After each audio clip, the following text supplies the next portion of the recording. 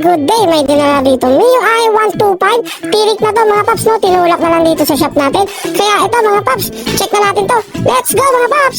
At ito na nga mga paps, no? Check muna natin yung compression niya mga paps. At syempre mga paps, gagamitan natin ng compression tester yan para may basis tayo at mapakita natin sa customer na wala talagang compression. Kaya nababa na natin yung head yan mga paps. Titignan naman natin dito kung may singaw yung mga barbula niya mga paps. At yun na nga ang lumabas sa hula mga paps, no? Singaw yung exhaust mga paps. Kagrabe naman yan, kaya pala tinirik si paps. At ito nga pala yung head niya mga paps, puro carbon na rin talaga. At papakita ko sa inyo yung ilalim ng barbula mga paps. Grabe na rin yung carbon deposit dito sa intake niya mga paps. Makikita niyo yung ilalim yun. Pagdating naman dito sa exhaust na singaw mga paps, makikita nyo naman dito na puro carbon na yung ilalim mga paps. Kaya siguro tumukod na rin yan at sumiyaw na mga paps.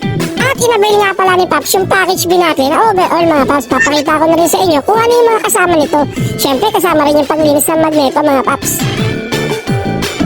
Ayun o, grabe yung putik mga paps. 5 years na raw yan at ngayon palang lilinisin. Buti madali natin natanggal.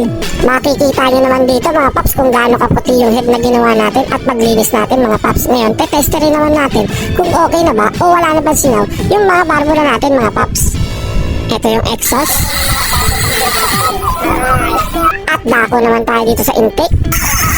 Alright mga paps. Papakita ko naman sa inyo yung mga kasama doon sa package bin natin mga paps. Ayan o, linis po lahat talaga yan mga paps. Pati po throttle body, manifold, injector, stator at lahat-lahat po talaga lilinisin natin. Kumbaga sa deep cleaning, eto pinaka-deep pa to mga paps yung lilinisin natin. Hindi lang yung chassis o yung mga engine bay mga paps.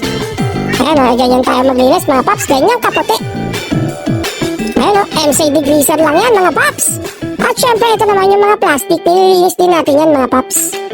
Ayan o, alright ang linis mga paps. Ito nga pala yung magneto niya mga paps. Malinis na yan. Kung gusto niyo po mag-avail ng overall package bin namin, PM lang kayo. Maraming salamat po. God bless and right safe.